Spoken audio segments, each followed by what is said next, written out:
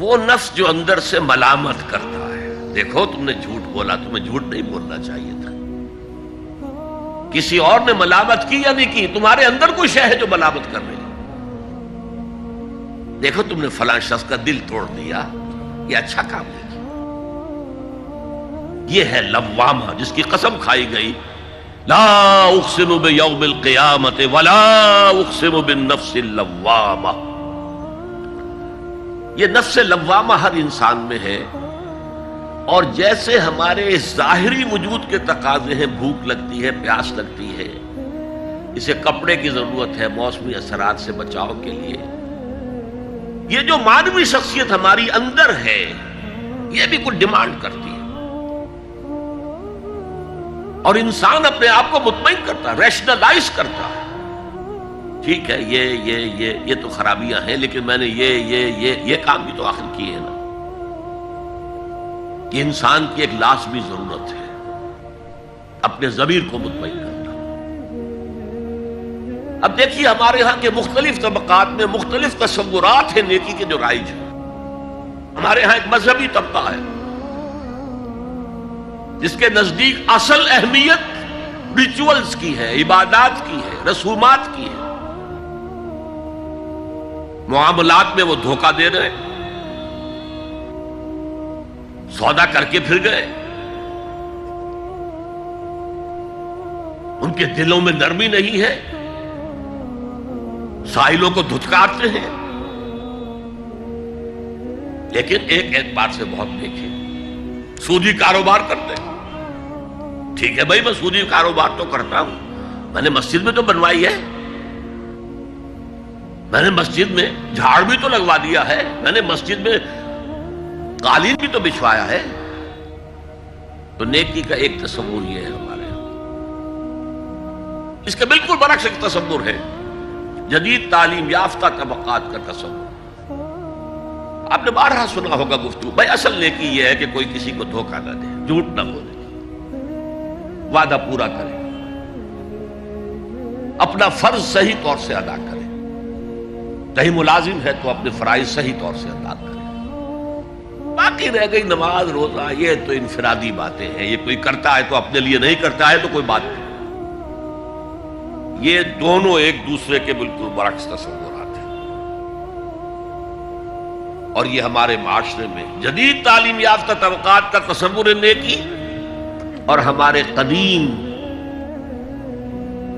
علماء اور ان کے زیر اثر جو عوام ہیں ان کے تصور نیکی میں یہ زمین و آسمان کا فرق ہے. آپ کو معلوم ہے کہ اپنی جسم فروش عورتیں جو ہیں وہ بھی نیکی کا کوئی نہ کوئی کام کرتی ہیں. آپ دیکھیں گے محرم میں سیاہ کپڑے پہن کے جلوس کے آگے آگے جا رہی ہیں، سبیلیں لگا رہی ہیں. مختلف مزاروں میں جب عرس ہوتا ہے وہاں جاتی ہیں، دھمال کھیلتی ہیں، وہی سیاہ کپڑے پہن کے. وہ بھی اپنے آپ کو مطمئن کرتی ہیں. مشہور ہے ایک واقعہ شہنشاہ عالمگیر اورنگزیب کا. اس نے دلی میں گانے بجانے پر پابندی لگا دی. اب ظاہر بات ہے جن کا یہ پیشہ تھا ان کا دھندا ختم تو آمدنی ختم. لاکھ کوششیں کی لیکن اورنگزیب ٹس سے بس نہیں ہوا. پھر انہوں نے ایک عجیب ترکیب کی. وہ دریائے جمنا بالکل ساتھ بہتا تھا، یہ قلعہ اس شکل میں بنایا گیا تھا، اب تو ذرا فاصلے پر. تو ایک کشتی میں وہ جمع ہو گئے، سازندے بھی اور ساز بھی، اور گاتے بجاتے ہوئے. انہیں معلوم تھا فلاں وقت جو ہے بادشاہ جھروکے میں بیٹھ کر دریا کی سیر کرتا ہے، وہاں سے گزرے اور ایک شعر گاتے ہوئے گزرے. در کوئے نیک نامی مارا گزر نہ دارند، گر تو نمی پسندی تقدیر قدارا. در کوئے نیک نامی، یہ نیکی جو ہے اس کے کوچے میں ہمارا گزر ہی نہیں ہے. در کوئے نیک نامی مارا گزر نہ دارند، یہ تو اللہ کی طرف سے فیصلہ ہے، اس کی مقرر کردہ تقدیر ہے. گر تو نمی پسندی تغییر کل قضارا، اگر تجھے پسند نہیں ہے تو تقدیر بدل دے. تو بادشاہ ہنس پڑا اور اس نے کہا کہ ٹھیک ہے بھائی، گانے بجانے کی حد تک تمہیں اجازت ہے۔ تو ہر ایک طبقے کا اپنا ایک تصور ہے نیکی کا۔ جیسے میں نے پہلے عرض کیا، بڑے بڑے ڈاکو جو ہیں وہ اپنے علاقے کے بیواؤں یتیموں کی سرپرستی کرتے ہیں، ویسے نہایت درندگی، سفاکی، انسانی جان کی کوئی حیثیت ہی نہیں۔ تو نیکی اصل میں کس شے کا نام ہے، کون سی چڑیا کا نام ہے، نیکی حقیقت میں کیا ہے، وہ ہے اس آیت کا مضمون۔ میں مثال دیا کرتا ہوں، ایک عام قصہ ہے کہ کسی گاؤں میں پہلی مرتبہ ہاتھی آیا۔ اب وہاں نابینا لوگ جو تھے انہیں بھی پتہ چلا ایک عجیب جانور آیا ہے۔ وہ آئے اور کسی نے اس کی ٹانگ کو ٹٹولا۔ اس نے کہا ہاتھی ایک ستون کے مانند ہے۔ کسی کا اس کے کان کے اوپر ہاتھ پڑا، اس نے کہا چھاج کے مانند ہے وہ۔ کسی نے پیٹ کو ٹٹولا، بہت بڑا ڈھول ہے وہ۔ بالکل یہی معاملہ ہے نیکی کے تصور کے بارے میں۔ اڑائے کچھ ورق لالے نے، کچھ نرگس نے، کچھ گل نے، چمن میں ہر طرف بکھری ہوئی ہے داستان میری۔ کسی نے نیکی کا ایک حصہ لے لیا، کسی نے دوسرا لے لیا، کسی نے تیسرا لے لیا۔ وہ مکمل سراپا نیکی، حقیقی نیکی کس میں ہے، یہ ہے اس آیت کا مضمون۔ اب چوتھے نمبر پر یہ تمہیدی باتیں جو میں عرض کر رہا ہوں، اس آیت کا پس منظر کیا ہے جسے ہم کہتے ہیں شان نزول؟ کیا بحث چل رہی تھی جس میں ہدایت کے لیے یہ آیت نازل ہوئی؟ تو ذہن میں رکھیے کہ تحویل قبلہ اس آیت کا پس منظر ہے، شان نزول ہے۔ آپ کو معلوم ہے مکے میں جب تک حضور رہے، آپ جب نماز پڑھتے تھے تو آپ جنوبی جانب کھڑے ہوتے تھے، یعنی رکن یمانی اور وہ کونا کہ جس میں حجر اسود نصب ہے، ان دونوں کے درمیان کھڑے ہوئے کعبے کی طرف رخ کیا، تو اسی رخ پر بیت المقدس بھی ہے۔ اسے کہتے ہیں استقبال قبلتین، دونوں قبلوں کا بیک وقت استقبال ہو گیا، رخ ہو گیا دونوں طرف، خانہ کعبہ کے بھی اور بیت المقدس کے بھی۔ مدینے میں آ کر تو یہ ناممکن ہے۔ اب اگر کعبے کی طرف رخ کرو گے تو بیت المقدس کی طرف پشت ہو جائے گی، وہ شمال میں ہے، یہ جنوب میں ہے۔ اگر بیت المقدس کی طرف رخ کرو گے تو کعبے کی طرف پیٹھ ہوگی۔ لیکن آپ کو معلوم ہے کہ حضور نے 16 یا 17 مہینے مدینے آنے کے بعد بیت المقدس کی طرف رخ کر کے نماز پڑھی۔ اب ایک شکل تو یہ ہے کہ یہ حضور کا ذاتی اجتہاد ہو اور اس کو اللہ نے تسلیم کر لیا ہو کہ ٹھیک ہے، یہ بھی ممکن ہے۔ اسے تقریر کہتے ہیں اصطلاح میں۔ حدیث کس چیز کا نام ہے؟ حضور کا قول یا فعل یا تقریر۔ پہلی دونوں چیزیں تو آپ جانتے، قول اور فعل۔ یہ تقریر کیا ہے؟ حضور کے سامنے کوئی کام کیا گیا اور حضور نے نہیں روکا، تو امپلائڈ ہے اس کے اندر کہ یہ کام حرام نہیں ہے، حضور کے سامنے ہوا ہے، آپ نے روکا نہیں۔ تو اگر یہ ذاتی اجتہاد تھا تو تقریر ہو گئی اس کی اللہ کی طرف سے، لیکن زیادہ غالب پہلو یہ ہے کہ یہ اللہ کے حکم سے حضور نے کیا،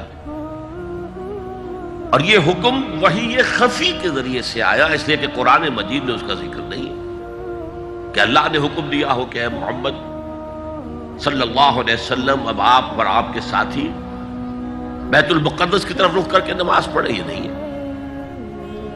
تو یہ وحی خفی، وحی جلی، وحی خفی، دو قسم کی وحیاں حضور کو ہوتی تھی۔ نبی کے لیے تو وحی خفی بھی وحی جلی کے اسی کے حکم میں ہے، لیکن عام آدمی کا کوئی ولی اللہ بڑے سے بڑا ہو، اس کی بھی اس کا کشف، اس کا الہام حجت نہیں ہے دین میں۔ بہرحال یہ شاید حضور کو اللہ نے وحی خفی کے ذریعے حکم دیا۔ اس کا ایک بہت بڑا سیاسی فائدہ ہوا حضور کو، اور وہ یہ کہ مدینے میں آ کر آپ کا واسطہ پڑا یہودیوں سے۔ وہ بہت منظم تھے، تعلیم یافتہ تھے، بہت کلچرڈ تھے، ان کے ہاں فقہا تھے، ان کے ہاں مفتی لوگ موجود تھے۔ اگر فوری طور پر تصادم یہود کے ساتھ ہو جاتا تو حضور کے قدم مدینے میں جمنا آسان نہ ہوتا۔ یہ جب آپ نے بیت المقدس کی طرف رخ کر کے نماز پڑھی تو یہودیوں نے سمجھا چلو کوئی بات نہیں، یہ تو ہمارے کیمپ فالوورز ہیں، ہمارے قبلے کا رخ کر رہے ہیں، لہذا فوری طور پر ان کی طرف سے کوئی مخالفت وہ پیش نہیں آئی، اور اس 16 مہینے میں حضور کو اپنے قدم جمانے کا مدینہ منورہ میں پورا موقع مل گیا۔ بلکہ پہلے 6 مہینے اس میں جو ہے بہت ڈیسائسو ہے، 3 کام آپ نے 6 مہینے میں کیے ہیں تو بالآخر بہت ہی زیادہ فیصلہ کن ثابت ہوا۔ نمبر 1 یہ کہ آپ نے مسجد نبوی کی تعمیر کر لی، اب یہی مرکز ہے، یہی درسگاہ ہے، یہی خانقاہ ہے، یہی پارلیمنٹ ہے، یہی دارالمشاورت ہے، یہیں سے فوجیں تیار کی جا رہی ہیں، یہی وفود آ کر پیش ہو رہے ہیں، بہرحال ایک مرکز مہیا ہو گیا۔ نمبر 2 یہ کہ مہاجرین میں اور انصار میں مواخات، ایک مہاجر ایک Ansari, they were declared brothers، یہ تھی انٹیگریشن آف دی سوسائٹی۔ اور تیسرا کام آپ نے یہ کیا اسی دوران میں جس کا تعلق اس حکمت عملی کے ساتھ بہت گہرا بن جاتا ہے کہ یہود کو جکڑ لیا ایک معاہدے میں، میثاق مدینہ، کہ اگر مدینے پر کوئی باہر سے حملہ آور آیا تو ہم سب مل کر واحد امت کی حیثیت سے مدینے کا دفاع کریں گے۔ جوائنٹ ڈیفنس آف مدینہ کا پیکٹ ہو گیا، اور یہ چیز بھی حضور کی کامیابی میں بہت فیصلہ کن ثابت ہوا۔ تو اس اعتبار سے یہ تحویل قبلہ جب پھر ہوئی ہے، اور میں نے جو کہا تھا کہ اللہ نے ہی کوئی حکم دیا تھا وحی خفی کے ذریعے، وہ اس سے ثابت ہوتا ہے کہ نہ صرف بہت سے مہاجرین پر یہ بات شاخ گزر رہی تھی، خود حضور پر بھی شاخ گزر رہی تھی کہ میں پیٹھ کیے ہوئے ہوں کعبے کی طرف۔ چنانچہ قرآن مجید میں یہ آیا ہے قد نرا تقلب وجهك في السماء، اے نبی ہم آپ کے چہرے کا، نگاہوں کا آسمان کی طرف اٹھنا بار بار دیکھتے رہے ہیں۔ آپ منتظر تھے کہ وقت آئے، حکم آئے، وحی آئے اور میں رخ بدل دوں۔ وما جعلنا القبلة التي كنت عليها الا لنعلم من يتبع الرسول ممن ينقلب على عقبيه، یہ اللہ نے اپنی طرف منسوب کر دیا، اور ہم نے وہ قبلہ جس پر تم اب تک رہے ہو 16 مہینے 17 مہینے یہ مقرر کیا تھا تاکہ دیکھ لیں کہ کون ہے رسول کا اتباع کرنے والے اور کون ہے جو اپنے الٹے پاؤں پھر جانے والے۔ کیا مطلب ہے اس کا؟ مہاجرین مکے سے آئے تھے، ان کے دلوں میں عظمت جو ہے کعبے کی وہ پلی ہوئی تھی اندر ٹھوک ٹھوک کر۔ اب دیکھا اللہ نے حکم نہیں دیا وحی جلی کے ذریعے سے، یہ رسول کا حکم تھا، گویا کہ یہ ایک امتحان ہو گیا کہ کہیں تمہاری حمیت جاہلی، تمہاری محبت جو تمہیں کعبے سے ہے وہ تمہیں اسلام سے پھیر تو نہیں دیتی؟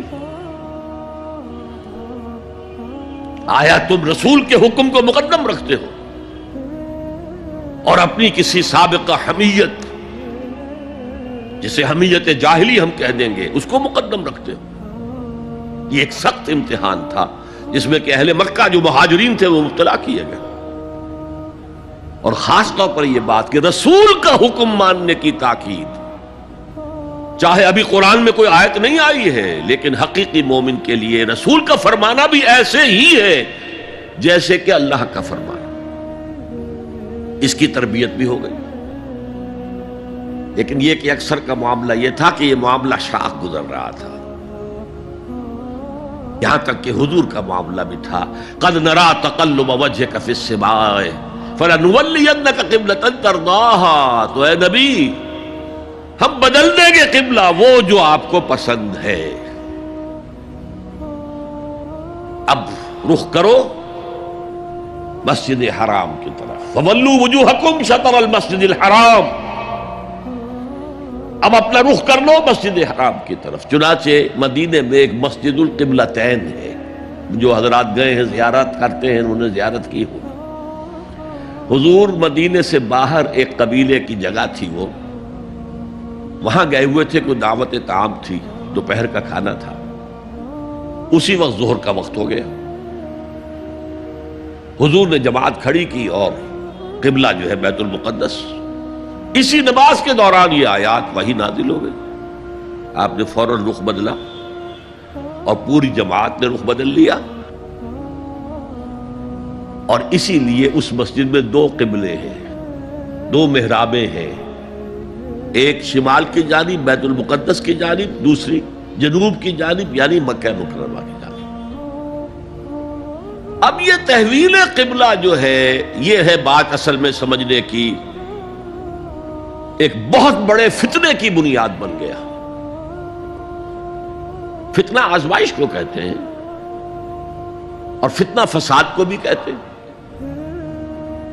فساد یہودیوں کی طرف سے شروع ہوا، یہ کیسا نبی ہے جس کا قبلہ ہی معین نہیں؟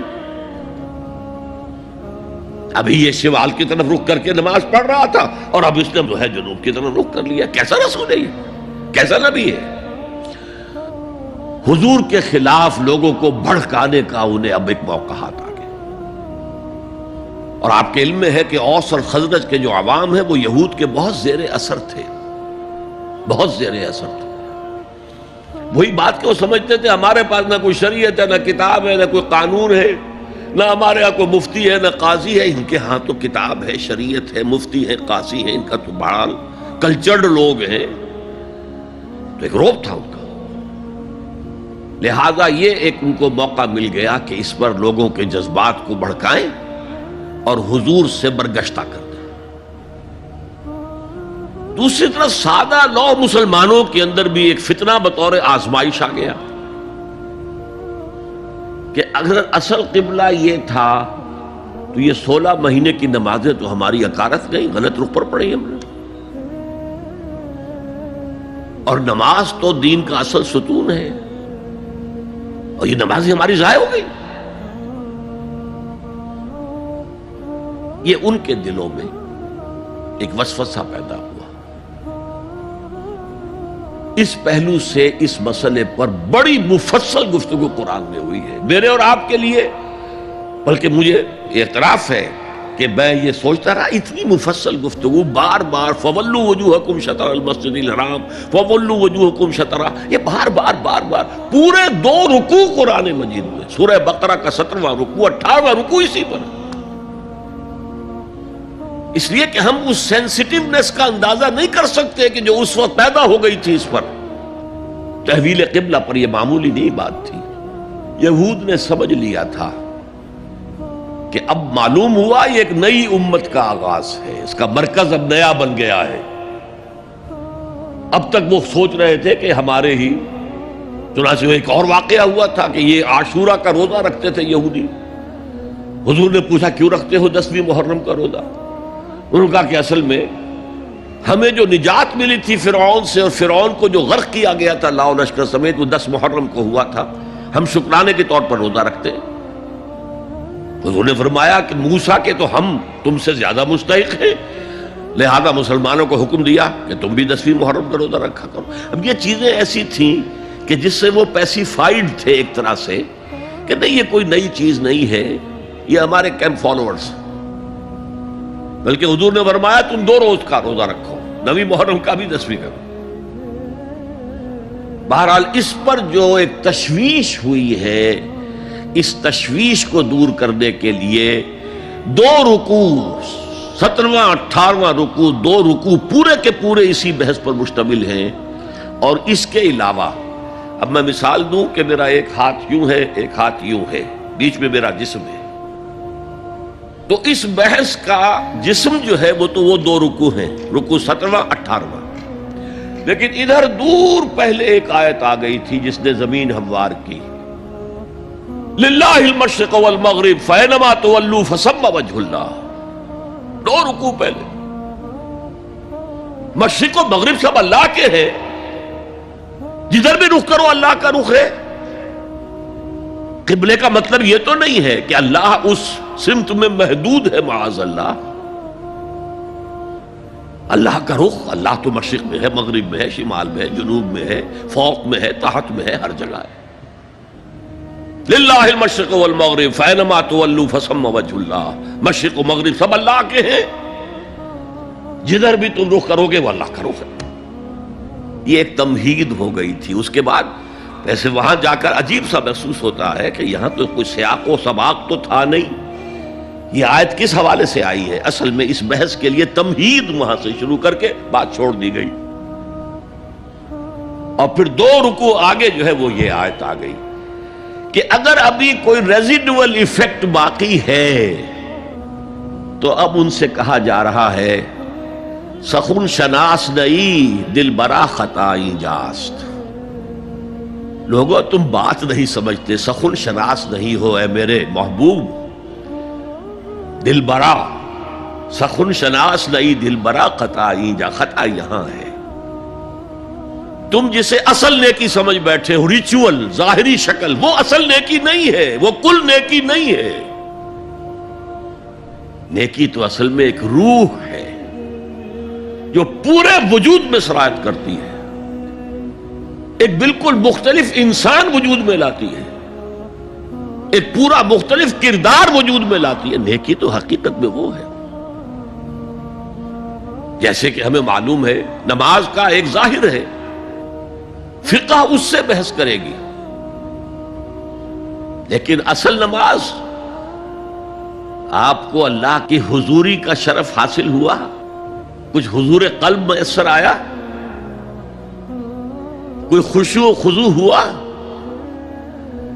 کوئی اللہ کے ساتھ مخاطبت اور مکالمے کی صورت پیدا ہوئی؟ کیا تم نے جب سجدہ کیا تو محسوس کیا کہ تم نے اپنے رب کے قدموں پر اپنا سر رکھ دیا ہے؟ اگر یہ نہیں ہے تو ٹھیک ہے، فقہی نماز ادا ہو گئی، اصل نماز تو ادا نہیں ہوئی، نماز کی روح تو تم نے نہیں پائی۔ تو ہر شے کا ایک ظاہر ہے اور ایک اس کی روح ہے، باطنی روح۔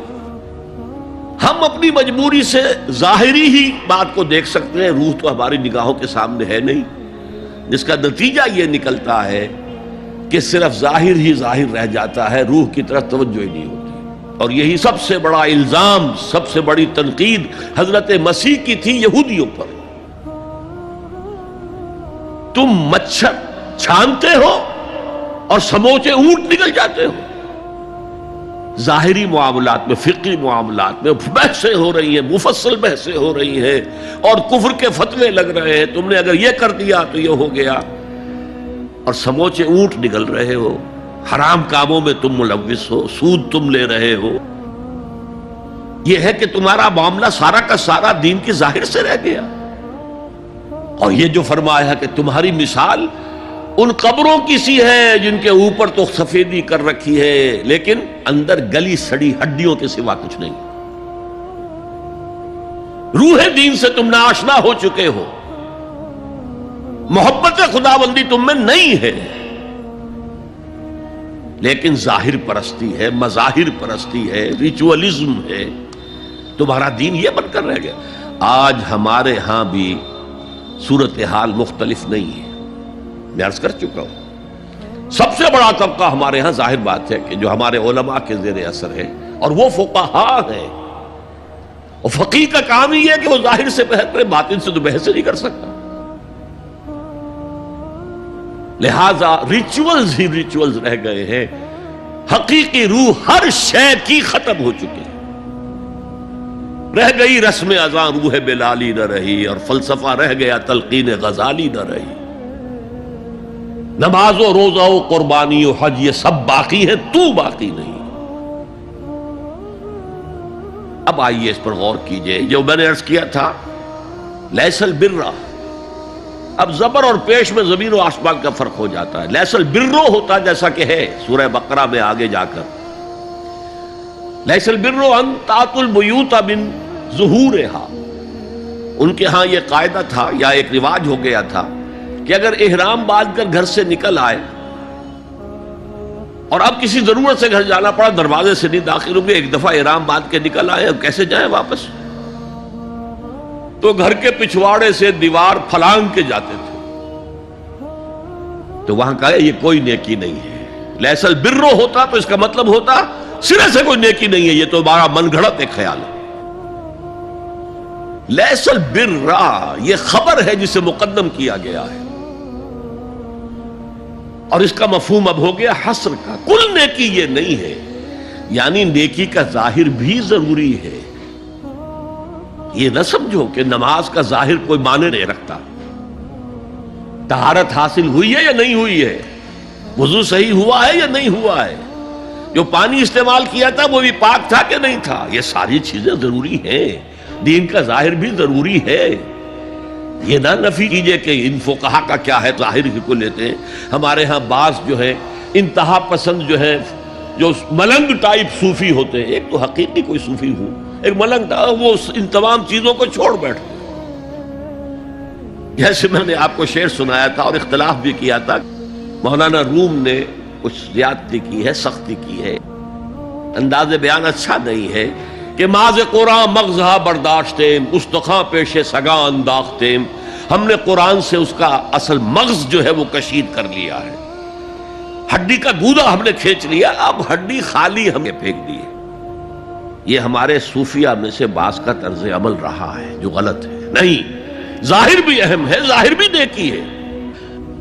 صلو کما رأیتمونی اصلی، نماز پڑھو اسی طرح جیسے مجھے دیکھتے ہو کہ میں نماز پڑھتا ہوں، ظاہر بھی کنفرم کرنا چاہیے اس کے ساتھ، لیکن اصل شے نماز میں توجہ ہے، انابت ہے، خشوع ہے، خضوع ہے، حضور قلب ہے۔ لہذا یہاں ترجمہ ہوگا کل نیکی یہی نہیں ہے کہ تم اپنے چہرے مشرق اور مغرب کی طرف کر لو، یہ تو ایک ظاہر ہے۔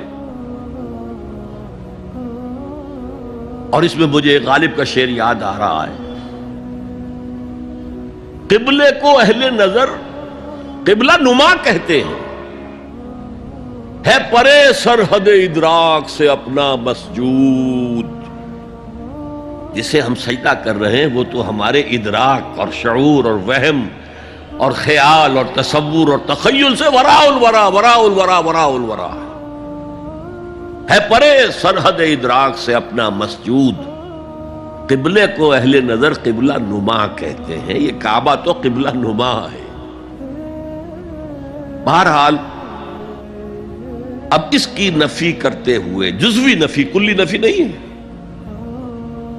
لیس البر، کل نیکی یہ نہیں ہے کہ تم اپنے چہرے مشرق اور مغرب کی طرف کر لو، ولکن البر، بلکہ نیکی اس کی ہے، یہاں پر بھی اب لفظ محذوف ہے، ولکن البر بر من آمن باللہ والیوم الآخر، نیکی تو حقیقت میں اس کی ہے۔ اس میں آگے بڑھنے سے پہلے مجھے یاد آیا کہ میں بر کے مفہوم پر بھی کچھ گفتگو کر لوں۔ بر کسے کہتے ہیں؟ بہت عمدہ باتیں جو ہے پہلے کہی ہیں۔ بر اور بر یہ دونوں مادہ تو ایک ہی ہے، بحر و بر۔ جب تک انسان سمندر میں رہتا ہے، آج کا تو خیر تصور نہ کیجئے، پہاڑوں جیسے جو ہے پہاڑ سمندر میں چل رہے ہوتے، عام حالات میں کوئی اس کے ادھر ادھر جو ہے کوئی ہچکولے محسوس نہیں ہوتے، لیکن پرانے زمانے کے سمندر کا تصور کیجئے تو ہر وقت وہ ہے آدمی غیر مطمئن ہوتا تھا، اسی وقت کچھ ہو سکتا ہے، ہچکولا آ رہا ہے، ادھر سے آ رہا ہے، ادھر سے آ رہا ہے، تو دل میں ایک خوف سا رہتا تھا، ایک بے چینی سی رہتی تھی، عدم تحفظ کا ایک احساس رہتا تھا۔ بر پر، خشکی پر آتے ہی اطمینان ہو گئے۔ تو یہ اصل میں انسان کے باطنی اطمینان کے لیے، جو ابھی آپ نے فرمایا کہ نیکی وہ ہے کہ جس کو کر کے تمہیں خوشی حاصل ہو۔ اور فتویٰ اپنے دل سے لے لیا کرو. ما حاک فی صدرک، جو کچھ تمہارے سینے کے اندر جو کچھ جس سے خدبد ہو جائے، جس سے بے چینی ہو جائے، وہ اسم ہے، وہ گناہ ہے. الاسم ما حاک فی صدرک وکرہت ان یطلع علیہ، اور گناہ وہ ہے کہ جس کے بارے میں تمہیں یہ پسند نہ ہو کہ لوگوں کو اس کی اطلاع ہو، وہ گناہ ہے. اس میں بھی مجھے جیسے انگریزی کی ایک نظم کا سٹینزا جو ہے یاد آیا تھا. Art is long and time is fleeting, دوڑا جا رہا ہے یہ وقت. And our hearts though stout and brave still like muffled drums are beating funeral marches to the grave. اپنے دل کی ہر بیٹ کے ساتھ ہم اپنی قبر سے قریب سے قریب تر ہوتے جا رہے ہیں. اسی طرح کی ایک نظم ہے، بڑی پیاری نظم ہے. Charities that soothe and heal and bless are scattered over the feet of men like flowers. وہ بھلائیاں، وہ نیکیاں، وہ خدمت خلق، charities which soothe and bless and heals، دل کے اوپر مرہم سا رکھا جاتا ہے نیک کام کر کے، دل کو خوشی ہوتی ہے نیک کام کر کے. Charities that soothe and heal and bless are scattered over the feet of men like flowers. یہ تو ان پھولوں کے مانند ہے جو انسان کے قدموں میں پڑے ہوئے ہیں، جس کو چاہے اٹھا لے، جو چاہے اٹھا لے. No mystery is here, no special boon for the high and not for the low. The smoke ascends as high from the hearth of a humble cottage as from that of a haughty palace. دھواں اٹھتا ہے تو ایک کٹیا میں جو چورا جل رہا ہے اس سے بھی اٹھے گا تو جائے گا اوپر، اور محل کا کوئی بہت بڑا کچن ہے تو اس سے بھی اٹھے گا تو اوپر جائے گا. لہذا یہ غریب اور امیر کا فرق نہیں ہے، ہر شخص اس نیکی میں سے حصہ لے سکتا ہے. تمہارے پاس ایک روٹی تھی، تم نے آدھی دے دی کسی مانگنے والے کو، تمہارا حصہ ہو گیا، بہت بڑا حصہ ہو گیا. اور کسی بڑے امیر آدمی نے 150 جو ہے مسکین کو کھانا کھلا دیا، وہ اس کے قریب بھی نہیں آ سکے گا اجر و ثواب کے اعتبار سے اس شخص کے کہ جس کے پاس ایک ہی روٹی تھی اور اس نے آدھی دے. تو بر جو ہے حقیقت میں لیس البر ان تولوا وجوهکم قبل المشرق والمغرب ولكن البر من آمن بالله والیوم الآخر والملائکۃ والکتاب والنبیین. میں بھی ایک زمانے میں اس پر کچھ متردد سا ہوتا تھا، کچھ سوچتا تھا یہ نیکی کا تعلق تو ہم عمل سے سمجھتے ہیں، یہاں ایمان کی بحث کی کیا ضرورت ہے؟ ایمان تو ایک باطنی حقیقت ہے، نیکی جو ہے وہ ایک ظاہری خارجی حقیقت ہے. لیکن پھر سمجھ میں آیا کہ اصل نیکی وہ نیت ہے جس کے ساتھ وہ کام کیا جا رہا ہے. اگر خیرات بانٹی جا رہی ہے، جھگیوں میں جا کر میلے کچیلے بچوں کو گود میں لے کر اپنی سفید اشکروں کو بھی خراب کیا جا رہا ہے، اور معلوم ہے کہ یہ اس لیے کر رہا ہے کہ آئندہ الیکشن میں کھڑا ہونا ہے، تو کوئی ہے جو کہے گا کہ یہ نیکی ہو رہی ہے؟ کام تو بظاہر بڑی نیکی کا کام ہے. نیکی کے لیے شرط اول اللہ پر ایمان ہے، اس کی موٹیویشن لو آف گاڈ. اس کے سوا اگر کوئی اور موٹیو ہے، اگر دنیا میں شہرت چاہیے، اگر اس نیکی کے ذریعے سے بھی مال کمانے کا معاملہ ہے، دھندا ہے، نیکی کے پردے میں دھندا ہو رہا ہے، وہ نیکی نہیں ہے، چاہے ظاہری اعتبار سے وہ بہت بڑی نیکی ہو. تو سب سے پہلا مسئلہ نیت کا ہے، نیت کا ہے، نیت کا ہے. کس ارادے کے تحت یہ نیکی کی جا رہی ہے، کیا مقصود ہے، کیا مطلوب ہے. چنانچہ نوٹ کیجئے اکثر محدثین نے اپنے جو مجموعے مرتب کیے احادیث کے، ان میں پہلی آیت کون سی، پہلی حدیث کون سی لاتے ہیں؟ حضرت عمر رضی اللہ تعالیٰ عنہ سے روایت ہے، انما الاعمال بالنیات، نیکیوں کا، نیک اعمال کا دار و مدار نیتوں پر ہے۔ وانما لکل امرئ ما نویٰ، ہر شخص کو وہی کچھ ملے گا جس کی اس نے نیت کی ہوگی۔ فمن كانت ہجرته الى اللہ ورسولہ فہجرته الى اللہ ورسولہ، جو کوئی ہجرت کر رہا ہے، مکے میں گھر بار چھوڑ کر جا رہا ہے، اپنے وطن کو ترک کر کے جا رہا ہے مدینے کی طرف، صرف اللہ اور رسول کے لیے، اس کی ہجرت اللہ اور اس کے رسول کے لیے۔ ومن كانت ہجرته للدنیا یصیبها، اور اگر اس شخص کی ہجرت دنیا کے لیے ہے کہ اس کو حاصل کر لے، مثلا میں دیتا ہوں مثال، ایک مسلمان تھا، اس کا کوئی کاروبار تھا، اس کے خریدار مسلمان ہی تھے، وہ جا رہے ہیں، اب کیا کرے گا؟ مشرکوں نے سو تو اس کا سامان نہیں لینا، اب وہ بھی چلے جا رہے ہیں۔ یہ اللہ کو معلوم ہے کہ اس کے ہجرت کا اصل سبب کیا ہے، ہم نہیں طے کر سکتے،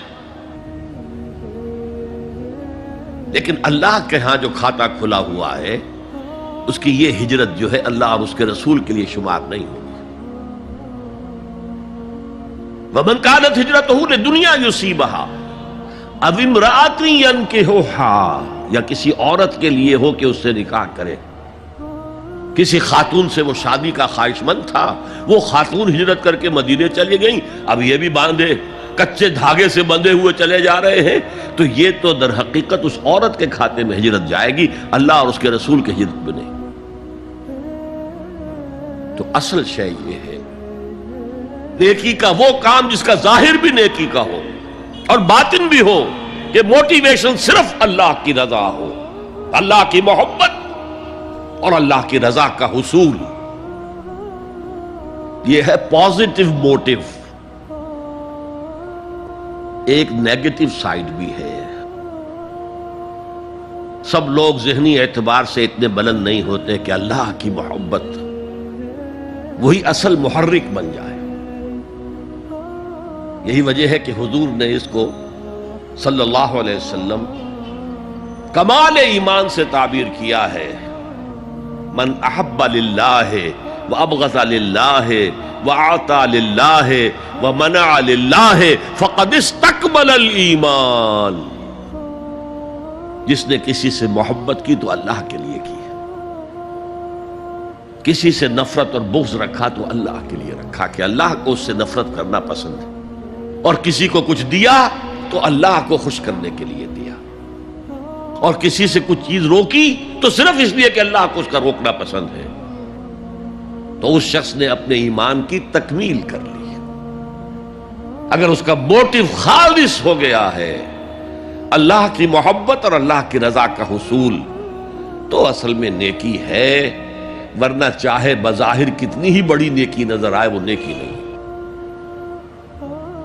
لیکن جو لوگ اس حد تک نہ پہنچ پائے ہوں، استکمال ایمان تک، تکمیل ایمان تک، تو ان کے لیے ایک اور موٹیو بھی ہے، والیوم الآخر، قیامت کا دن، جزا و سزا کا یقین، اللہ کا خوف، آخرت کے محاسبے کا خوف۔ خوف بھی ایک بہت بڑا موٹیو ہے، بہت بڑی موٹیویٹنگ فورس ہے۔ اب میں یوں کہوں گا کہ اگر کسی عمل کا محرک ہے صرف اللہ کی محبت، اس کی رضا کا حصول اور آخرت کی نجات، تو وہ نیکی ہے۔ اگر یہ نہیں ہے، کوئی وطن پرست ہے، وطن کی محبت کی وجہ سے کوئی نیک کام کر رہا ہے، اس کا وہ کام وطن پرستی کے کھاتے میں جائے گا، خدا پرستی کے کھاتے میں نہیں جائے گا۔ کوئی قوم پرست ہے، اپنے قوم کی محبت میں کچھ کر رہا ہے، تو اس کا وہ نیک کام قوم پرستی کے کھاتے میں جمع ہوگا، خدا کی پرستش کے لیے نہیں۔ یہ ہے موٹیو کا فرق، اور یہ ہے موٹیو کی اہمیت، اور اس کا تعلق ہے ایمان باللہ اور ایمان بالآخرہ سے۔ ایک حدیث میں حضور نے فرمایا کہ قیامت کے دن سب سے پہلے 3 اشخاص کا معاملہ پیش ہوگا۔ ایک وہ تھا کہ جو اللہ کی راہ میں جنگ کرتا ہوا مارا گیا تھا، دنیا میں شہید سمجھا جا رہا تھا۔ ایک وہ تھا جسے اللہ نے علم بہت دیا تھا اور اس نے علم کو پھیلایا، خوب پھیلایا۔ اور ایک وہ جس کے پاس جس کو اللہ نے بہت دولت دی تھی اور اس نے دولت جو ہے نیکی کے کاموں میں، بھلائی کے کاموں میں، غربا، یتاما، مساکین کے لیے خرچ کیا۔ اب اللہ پوچھے گا ان شہید صاحب سے کہ دیکھو میں نے تمہیں صحت دی تھی، جسمانی قوت دی تھی، تم نے کیا کیا؟ وہ کہے گا اے اللہ میں نے تیرے لیے قتال کیا اور اپنی جان دے دی۔ اللہ فرمائے گا کذبتا، تو نے جھوٹ بولا، انک قد قاتلت لأن یقال جریء، تو نے تو یہ جنگ میں حصہ لیا تھا اس لیے کہ تیری شجاعت کا ڈنکا بج جائے، تیری جرأت کی شہرت ہو جائے۔ وقد قیلا، وہ کہا جا چکا، اب یہاں تمہارے لیے کچھ نہیں ہے۔ اور فرشتوں کو حکم ہوگا اور اوندے منہ گھسیٹتے ہوئے اس کو جہنم میں ڈال دینا۔ یہی حشر ہوگا اس عالم کا، تو نے وہ نیکی کا کام کیا تھا، لأن یقال عالم، کہا جا چکا دنیا میں، ڈنکا بج چکا تمہاری شہرت کا۔ اب اس میں نوٹ کیجئے، اگر کسی عالم کے علم کا ڈنکا بج جائے، اس کی اپنی نیت وہ نہیں تھی تو اس کے اندر کوئی خرابی نہیں ہے۔ یہاں معاملہ نیت کا ہے۔ اگر نیت یہ ہو کہ میرے علم کی شہرت ہو جائے، میرے ہاتھ چومے جائیں، مجھے نذرانے پیش کیے جائیں، تو پھر وہی حشر اس کا ہوگا کہ اوندھے منہ گھسیٹ کر جہنم میں ڈال دیا جائے۔ یہی حشر اس سخی کا ہوگا جس نے سخاوت کی تھی، جس کی سخاوت کے ڈنکے بج گئے تھے، اس کا بھی یہی حشر ہوگا۔ تو انما الاعمال بالنیات، اور یہاں نیکی کی بحث میں سب سے پہلے ولکن البر بر من آمن باللہ والیوم الآخر۔ اب جو والملائکۃ والکتاب والنبیین، ان تینوں کو جمع کر لیجئے، اس سے مراد ہے نبوت اور رسالت۔ ملائکہ وحی کا ذریعہ ہیں جو انبیاء تک لے کر آتے رہے۔ اس وحی کا جو ریکارڈ مرتب ہوا وہ کتابیں ہیں، اور جن پر وہ وحی آئی وہ نبی ہیں۔ ان تینوں کو جمع کر لیجئے، رسالت، ایمان باللہ، ایمان بالآخرہ اور ایمان بالرسالت۔ اب اس کا تعلق کیا ہے نیکی کے ساتھ؟ یہ ذرا گہری بات ہے۔ دیکھیے نیکی کا جذبہ بھی، جو انسان کے پیشنز ہوتے ہیں وہ اندھے بہرے ہوتے ہیں۔ پیشنز، جذبات، نیکی بھی ایک جذبہ ہے۔ کبھی یہ جذبہ حد اعتدال سے تجاوز کر کے بدی بنا دیتا ہے، جیسے رہبانیت، ترک دنیا، شادی نہیں کروں گا، گھر گھرستی کا بکھیڑا مول نہیں لوں گا، بس اللہ سے لو لگاؤں گا۔ ظاہر بات ہے جس نے بھی فیصلہ کیا نیکی کے جذبے کے تحت کیا نا، لیکن اس کا جو نتیجہ نکلا اکثر و بیشتر پھر حرام کاری ہوئی۔ آپ عیسائیت کی جو ہے ہسٹری آف کرسچین موناسٹسزم، اس کا مطالعہ کیجئے، انہوں نے خود لکھا ہے کہ بظاہر راہب خانے ہیں، راہب اور راہبائیں رہتی ہیں، اور ان کے تہخانوں میں حرامی بچوں کے قبرستان ہو جاتے تھے۔ یہ نیکی کے جذبے نے بدی کو جنم دیا ہے۔ حضور کے ساتھ ایسا ہوا۔ 3 اشخاص آئے، انہوں نے حضور کی ازواج مطہرات سے معلوم کیا آپ رات کو کتنا وقت نماز میں لگاتے ہیں، آپ مہینے میں کتنے نفلی روزے رکھتے ہیں۔ اب جو کچھ انہیں بتایا گیا، حضور کی زندگی کھلی کتاب تھی، بتا دیا گیا اتنا عرصہ جو ہے آپ رات کو تہجد پڑھتے ہیں، بتا دیا گیا مہینے میں اتنے روزے رکھتے ہیں۔ انہوں نے اسے کم سمجھا، فتقالوہا، قلیل سمجھا کہ یہ تو زیادہ نہیں ہے۔ ہمارا تو خیال تھا کہ آپ ساری رات ہی کھڑے رہتے ہوں گے، لیکن اپنے دل کو مطمئن کرنے کے لیے کہ حضور کی کہیں توہین بھی نہ ہو جائے، کہا جی انہیں تو ضرورت نہیں ہے، وہ تو معصوم ہی ہیں، ان کی خطائیں اول تو ہوتی نہیں، اگر کوئی ہے بھی تو اللہ نے کہہ دیا قد غفر اللہ لک ذنبک ما تقدم منہا وما تاخر، اللہ نے تو معاف کر دیا اگلے پچھلے سارے گناہ، میرے لیے یہ کافی نہیں ہے۔ ایک نے کہا میں پوری رات عبادت کروں گا، اپنی قبر بستر سے نہیں لگاؤں۔ دوسرے نے کہا کہ میں ہمیشہ ہر روز روزہ رکھوں گا، کبھی افطار نہیں کروں گا۔ تیسرے نے کہا میں کوئی شادی بیاہ نہیں کروں گا، یہ کھکیڑ میں نہیں پڑھوں گا میں۔ حضور کو خبر ہو گئی، آپ نے طلب فرمایا اور غصے کے انداز میں وہ الفاظ کہے کہ جو حضور سے بالکل متوقع نہیں ہے۔ واللہ انی لاتقاکم واخشاکم، خدا کی قسم میں تم سب سے زیادہ متقی ہوں اور سب سے زیادہ اللہ سے ڈرنے والا ہوں، لیکن میرا طریق یہ ہے کہ میں رات کو سوتا بھی ہوں اور نماز بھی پڑھتا ہوں، میں روزہ رکھتا بھی ہوں، ناغہ بھی کرتا ہوں، میں نے شادیاں کی ہیں، متعدد ازواج میرے گھروں میں ہیں۔ فمن رغب عن سنتی فلیس منی، جو بھی میری سنت سے ہٹا وہ مجھ میں سے نہیں ہے، میرا امتی نہیں ہے۔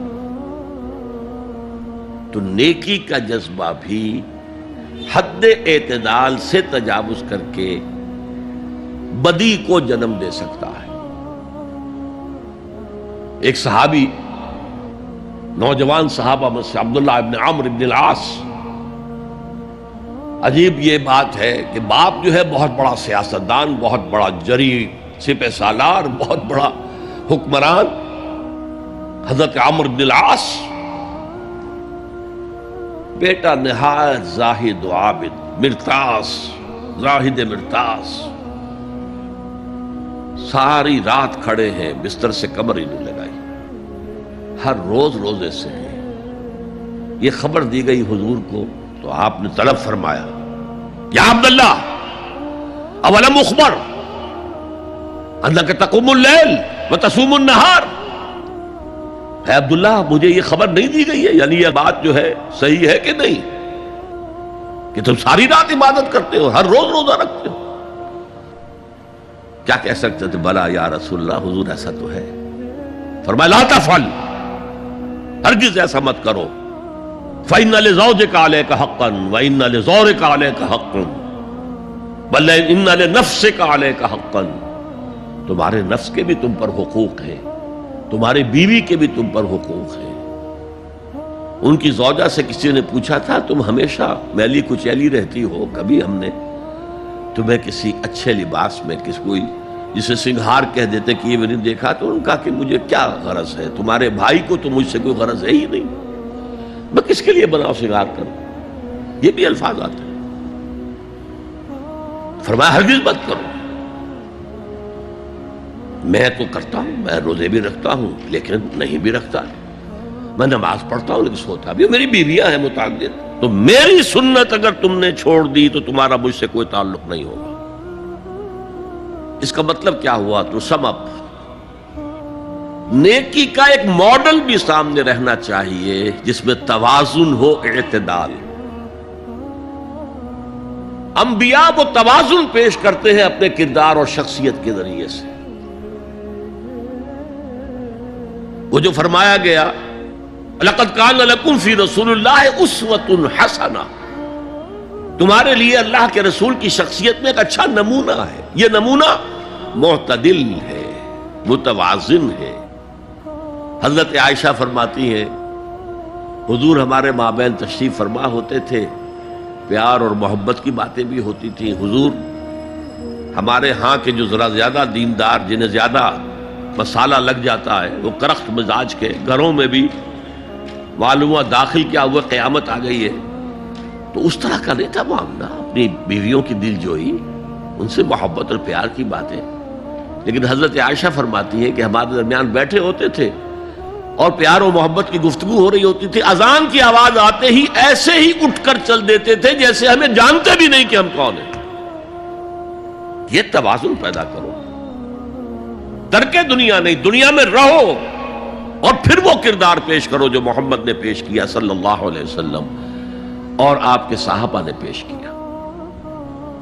دنیا میں رہتے ہوئے ترک دنیا اس معنی میں دنیا مقصود نہ بن جائے، مطلوب نہ بن جائے۔ لا مقصود الا اللہ، لا مطلوب الا اللہ، لا محبوب الا اللہ۔ تو یہ ہے اس نیکی کی بحث میں ایمان بالرسالت کا معاملہ۔ اب آگے چلتے ہیں۔ وَآتَى الْمَالَ عَلَىٰ حُبِّهِ، اور دیتا ہے وہ اپنا مال، یا دیا اس نے اپنا مال اس مال کی محبت کے باوجود، علی الرغم۔ جن حضرات نے ترجمہ کیا ہے کہ اللہ کی محبت کی وجہ سے ہی، اللہ کی محبت میں وہ مال دیتے ہیں، یہ غلط ہے۔ جو بحث ہو چکی ہے، موٹیویشن تو ان کی درست ہو گئی، ایمان باللہ، ایمان بالآخرہ سے، اب آگے اس کے تکرار کی ضرورت نہیں ہے۔ اور عربی میں کسی کی محبت میں کوئی شے آئے تو فی یا لام آئے گا۔ علا آتا ہے مخالفت کے لیے، علی الرغم۔ مال محبوب ہے، کس کو نہیں ہے؟ زین للناس حب الشہوات من النساء والبنین والقناطر المقنطرۃ من الذهب والفضة والخیل المسومۃ والانعام والحرث۔ انسان کی سرشت کو اللہ سے زیادہ جاننے والا کون ہے؟ وہ فرما رہا ہے، سورہ آل عمران کی آیت ہے، مزین کر دی گئی ہے انسانوں کے لیے محبت بیویوں کی، بیٹوں کی، اور ڈھیروں مال کی، سونے کی اور چاندی کی، اور گھوڑے وہ کہ جو پیڈگری والے ہوں اور جو بہت اعلیٰ نسل کے ہوں، خیل المسومہ، نشان زدہ گھوڑے، اور مال ہو، بھیڑیں بکریوں کو گلے کے گلے ہوں، اور گائے اور بیل ہوں، اور یہ ساری چیزیں محبوب ہیں۔ اس محبت کے خلاف عمل کرتے ہوئے مال خرچ کرنا تبھی تو مجاہدہ ہے۔ تو جیسے اردو میں ہم علی الرغم کہتے ہیں، علی الرغم، باوجود اس کی محبت کے وہ خرچ کرتے ہیں۔ اب یہاں جو اصل نوٹ کرنے کا نقطہ ہے وہ کیا ہے؟ دیکھیے، اسلام کا جو نظام ہے دنیاوی، اس میں ایمان کے بعد پہلی شے نماز ہے۔ وہ جو کہا گیا ہے کہ قیامت کے دن سب سے پہلا محاسبہ نماز کا ہوگا، اور جب ہماری مسجدوں کے اندر لکھے ہوتے تھے فارسی کے اشعار، روز محشر کے جان گداز بود، اولی پرسش نماز بود،